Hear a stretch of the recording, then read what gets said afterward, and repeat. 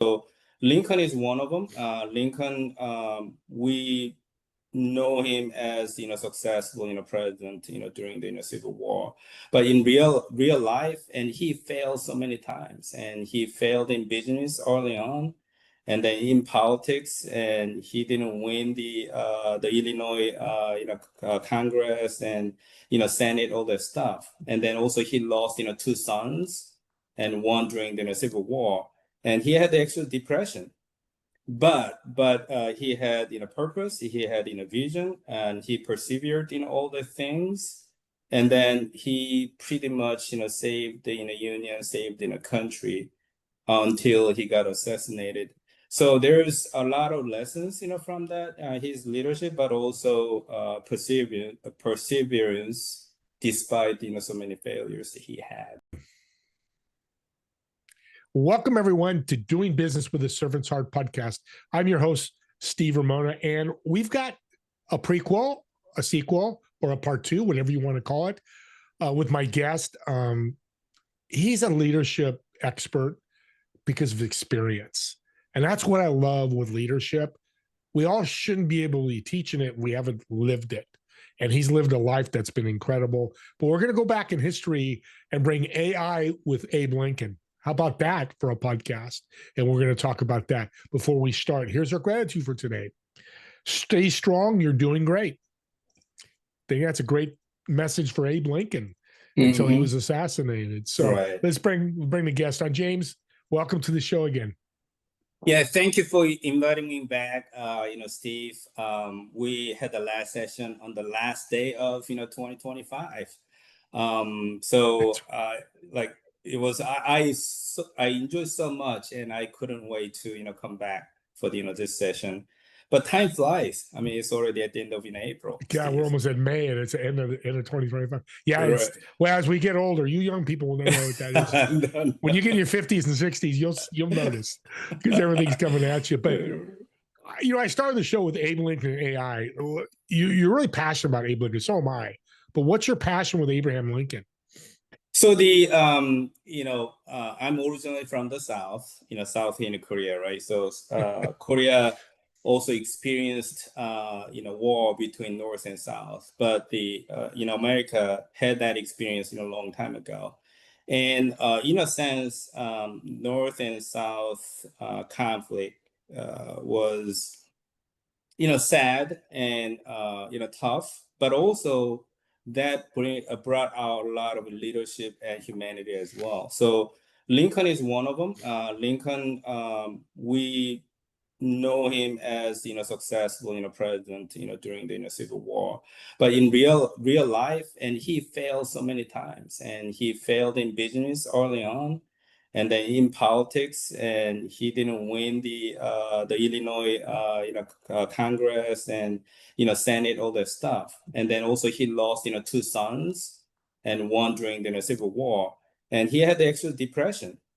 But he had purpose, he had vision, and he persevered in all the things, and then he pretty much saved the union, saved the country until he got assassinated.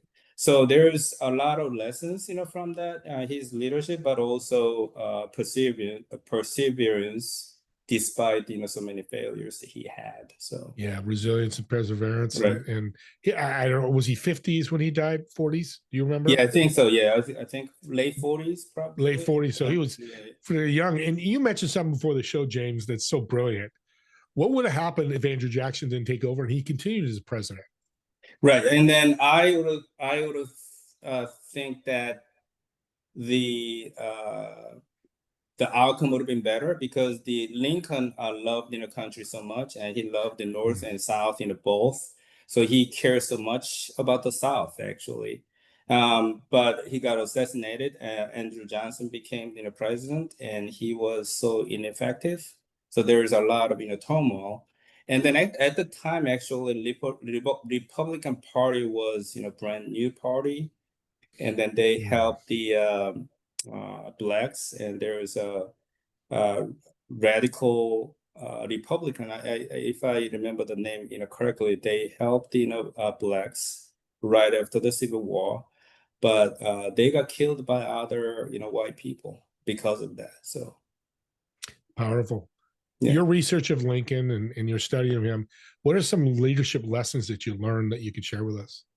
But I think that one of the key things is, and as a leader, you're gonna run into roadblocks and challenges and failures. I mean, if you don't have that and something wrong with you, I mean, just being honest with you, right? So when that happened, you got to look at the big picture, your vision, where you're heading, and then regroup yourself and then continue the journey. And that's what Lincoln did. He didn't give up along the way, Yeah. and he had also personal challenges, but he overcame those challenges as well. So. I don't think people knew, but I didn't really know about depression and all that. He kept that private, which is where it should go when you're a politician, you're a business owner, entrepreneur. Mm-hmm. And to release the slaves, that's a massive move. Absolutely. That was absolutely fantastic, move. And it almost hurt his, political career. And he almost lost the, second term, right? But I don't remember all the details, but there's, movie about Lincoln, and he had, a plan. He executed very well, and then he eventually, won. So, and so he looked at the more, I guess, bigger picture vision, his love, for the country and love for the people. So, yeah, you mentioned something. You're going to piss people off as an entrepreneur, mm-hmm. business owner. And that's Mm-hmm. what he did. I mean, he was very cordial about it, but people were pissed. You're not going to do that for whatever reason. I love that. That's a lesson that's hard for people to learn, hard for me to learn, to say no to people. But leaders have to say no. Leaders have to, push the envelope when it comes to what they need to do. I mean, we think of leaders today, right? Right. And then again, I should have written down their names, but I think he lost to the Stephen Douglas. I think that's for right. For the Senate seat. But I think he utilized his opponents, later as well. So he didn't use the people that he liked, or the people who liked him, but he used the broader, I guess, people. It doesn't matter whether they liked him or not, based on the capability and stuff. So I'm gonna ask you a tough question. I love you to death. You're just awesome. If he was a senator or president today, how much different do you think he would be, if any at all? I think there would be a lot of, I guess, difference in my personal opinion. I think, one of the, I guess, challenging parts in the modern, politics is, and it's so extreme. You that way or that way. If you're opposing to your thoughts and ideals, and then you're a bad person, right? So Lincoln actually kind of basically combined those two. It doesn't matter. And his thought is how to bring them together to achieve a goal, right? So I think it would have been a lot different if he would have been president, if he would have been the president now. So that's the lesson I think Abe Lincoln had, was empathy. Right, empathy, right. Which is missing today. Right. In every country, not just America. Absolutely. Let's just go, it's every Korea, Australia.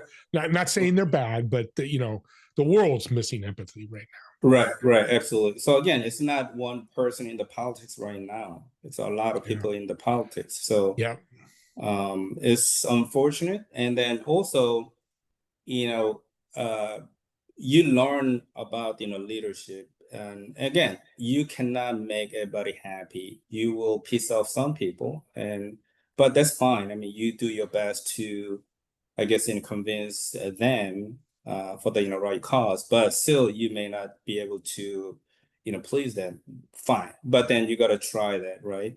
Right now the world is not that way. So okay, you're pissed. Okay, I'm gonna piss you more. So you know what I'm saying? So yeah, and it's so brilliant that you're saying that, and especially being not born in America, which you learned is pretty amazing. And that's why I really like you a lot. I love you, is because you studied American history. You just come in, and that's a lesson for immigrants out there study the country. And if I went to Korea and lived there for 5 Mhm. years, same thing, Mhm. study the country, the Right. culture, embrace it. Right. So we're going to segue, which I can't believe I'm doing a podcast going from politics and Abraham Lincoln to leadership and AI. What's your thoughts on it? Because you have a lot of great thoughts on AI. So the AI is advancing fast, very very fast. Every day is different. So even in my area, supply chain, manufacturing, and procurement, I'm trying to learn and apply AI as well. But based on my observation, so AI is so good that so certain technical things and you don't have to learn. You just ask AI, and then AI will spit out the answers, right? So technical side. But in my opinion, what AI cannot replace is creativity, leadership, and decisiveness and that kind of stuff. So while we're talking about Civil War, another example is the Joshua Chamberlain. He was colonel for the 20th Maine during the Civil War, and at the Gettysburg battle, he was at the round top, and he was asked to defend far left flank at all costs, which he and his unit was doing, but they ran out of ammunition, right? Uh-oh. So what he did was bayonet, famous bayonet charge and a hanging door attack. So didn't have any ammunition, so they just did a bayonet charge and surprised Confederates, and so they won the battle. I believe that also helped the Gettysburg battle as well. So, but then the lesson from there is, so if you ask AI about that situation, AI's answer would be and retreat, because military tactics, you run out of ammunition, just retreat. But Chamberlain look at this situation, dire situation, and he made the decision to do a bayonet charge that saved the day, saved the battle, and then saved the war. So the point is, AI cannot replace that kind of creativity, leadership, and decisiveness, and then taking risks. And eventually, AI may get to that point where it can take a risk, but I don't think it's there yet. So from those aspects, in order to be successful and excel in the AI era, we got to focus on those characteristics. So And I love that story when you told me before the show, and reiterate it here, is AI is just taking information from all the military, millions of data, which everything says retreat. Mhm. But AI can't get into your gut, your Right. instincts, which is what Chamberlain did. His instincts say we're going to do this, and the beautiful thing about that, it gets out to now Gettysburg used the same gate, military strategy and won there too, and it's powerful. AI and leadership, where's that first step people listening should do? The so I think you got to look at the in a big picture, right? So I want to be this person and that person. I think that's actually kind of generic, general steps, for the career planning, right? So okay, I want to be this person in terms of technical knowledge and then leadership characteristics, and then you can map out the elements. Oh, these elements can be helped by AI. These elements AI cannot help. It can be, again, it can be leadership, it can be decisiveness and that kind of stuff. Then you gotta find the ways to develop these, I guess, intangible elements. One way is read the books, but books may not be enough, right? So you gotta have mentors, and then also you go out run a small club. That can be one way to do it. So again, you got to look at the whole big picture for your future, and then you just dissect technical part, and then intangible characteristics. So I think even supply chain is their way, right? Supply chain is so complex, right? So one day there's a strike, and then suddenly there's a Iran war, and you never know what's going to happen, right? So then, uh, right now, I don't believe that AI can react to it right away and well, but AI maybe can create options for you. But eventually, you gotta dissect a situation, and you should be the one who makes the decision, right? So leadership is the same way. So I'm glad you brought up decision with AI mhm. because that black hole, or what's the phrase they use in AI, when they keep playing with it. I forget what that phrase is, but they keep going, and because they don't make a decision. Well, that doesn't Oh yeah, sound good. loophole. Yeah, right, Yeah, exactly Yeah, that. yeah. And they spend 5 hours and they still haven't come up with a decision. Mm-hmm. Well, how about doing 2 hours of AI, come up with a decision? It's not right. Go back to AI. What did I do? So you're teaching yourself, is what I'm hearing Right. from you, how to Mm-hmm. make decisions. Because Right. to me, no decision or being indecisive, James, Right. is a game changer for businesses, for the Right. negative. Absolutely. Right. And then when you make a decision and decisive in a decision, and you naturally evaluate the pros and cons, and there's no perfect Yeah. decision. There'll be some downside, right? So then you got to think about, okay, I'm gonna gain this much, and then I'm gonna lose, this, and then you can evaluate. But again, AI may get there at some point, but I don't think it's there, yet. So, but that's your job.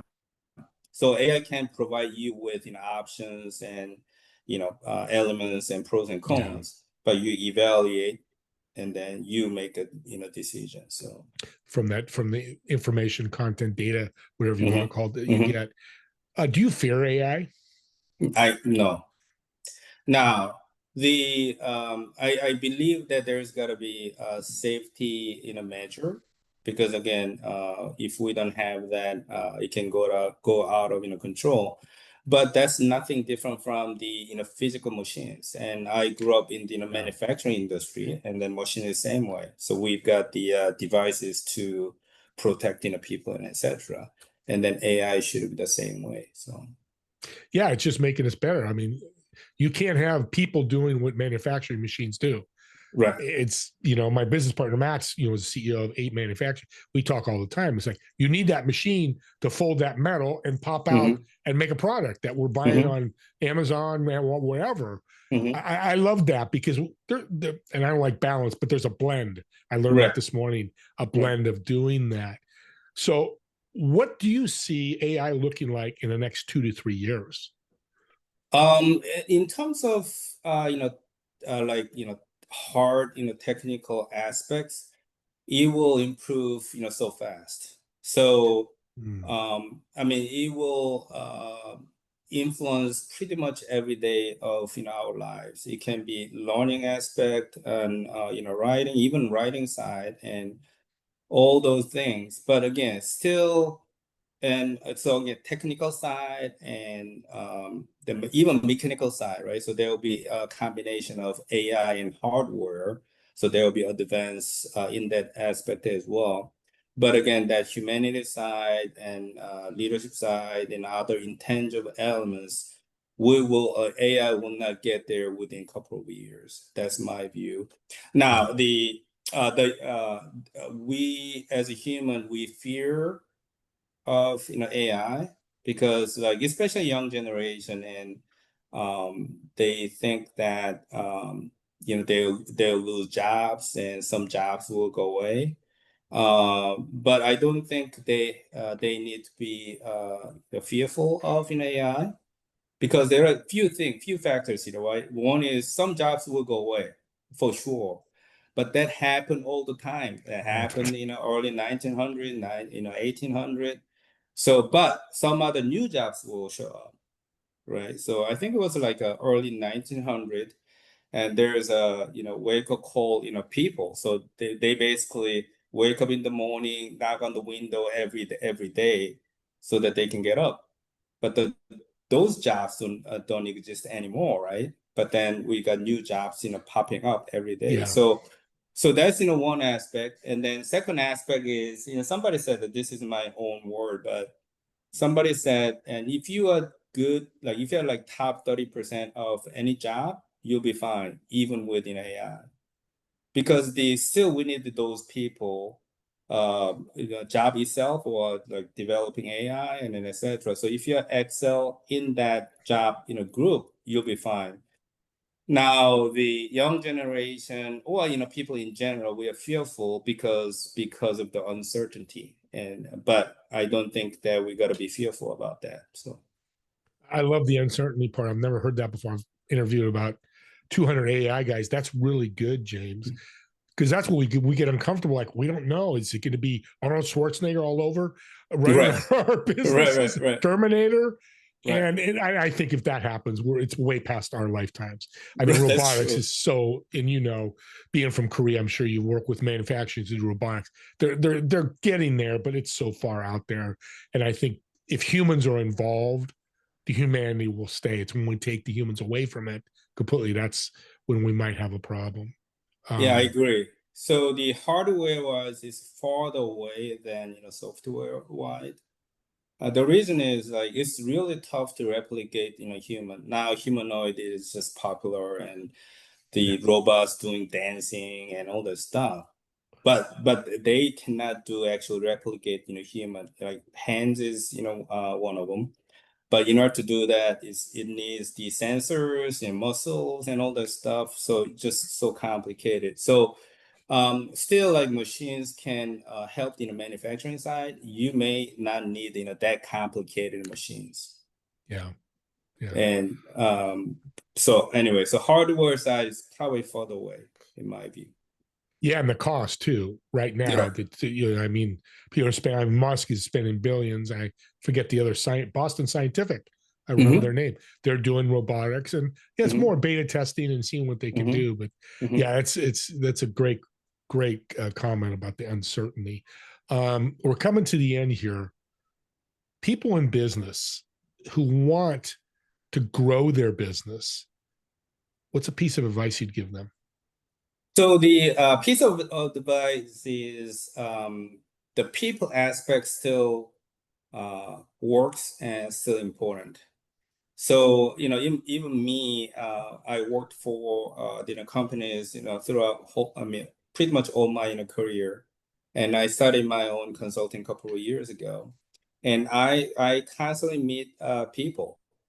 And then, one aspect is I'm trying to get the some projects in business, but just meeting people, I learn a lot as well. From other people. It doesn't have to be knowledge, and I can learn from that person, leadership wise, their life experiences and things like that. And business is kind of same way in general, right? And then also, when you develop and produce and sell a product and you gotta sell a product that people want. So then, without understanding people, you don't know what you're gonna come up with, right? So you gotta understand people's need, voice of the customer, and or you expect them where people will be in the future. So it's all human related. So focus more on the human side, not necessarily on the AI and technical side only. So. And we lived it, me and you, James. I'm going to tell you, you're writing a book. You asked me to Mhm. give you a testimonial about you because we met the Appreciate last day that. of 2025. You're so well, but that's exactly, I love that you said that. Network, quality Mhm. network, just not Mhm. network. Just don't meet a million people and 990,000 are not going to help you. Right. Meet the quality people and go through some people and meet quality people and build those networks. It's a power, and anybody can do it. There's no Yeah. extra skill set. And it can Mhm. be from South Korea, you can be from America, you can be from Italy, doesn't matter. Just human connection with that human relationship. Well, this has been an incredible show. Thank You you. made Thank you. part two better than part one. And, audience, I know you're saying, next 4 or 5 months, we'll bring them back because I'm sure there's more to talk about. Mention where you can get your books and the titles of the books. So the it's on the Amazon and Barnes and Noble, the leaders soul. But as I mentioned before the show, the second edition of my book is coming out. So, but it will be on the Amazon as well. So it will be pretty soon. Same content, but I put them on the 5 different themes, and then I enhanced story a little bit. So I hope you will enjoy it. So Well, let's help them enjoy it, James. because the first 5 people that reach out to me or James, I will send you the book for free. So you can get that leadership and soul, leaders and soul, and learn this. Because you know what? You're a leader in a household, leader in a church. You might lead one person, you might lead 5,000 people. This is for everybody. Leadership melds everywhere. So I will buy you the book, but got to mention the podcast when you reach out. How can they reach out to you, James, and connect with you? So I'm on LinkedIn, James J. Shin, SHIN. So I connect with a lot of people on LinkedIn. I share my thoughts on LinkedIn. So that's the best way to contact me. So we'll put his link in the show notes as well. So go ahead, DM him, say, I saw you on Doing Business Servants Heart or Steve Ramona's podcast, something that gives them an idea you saw this. Because by the way, you got to watch to the end to do that. That's why I do this. Because if you quit 5 minutes early, 10, 15 minutes of what he's talking about, you might have missed. So, and chunk it up. I mean, watch 5 minutes or listen another 5 minutes. You don't have to watch all 20 minutes. So, and with that being said, subscribe to the YouTube channel because you can share this and gift this out, because I guarantee you this is going to be a gift with somebody. Somebody's going to resonate with this. Go, God, Abe Lincoln or AI. Oh my God, great tips. Then we'll give them gifts. Thanks again, James, for being on. And audience, we want to thank all of you for watching or listening. And we'll see you all in the next episode of Doing Business with a Servant's Heart. Have a great day, everyone. Thank you, Steve. Bye.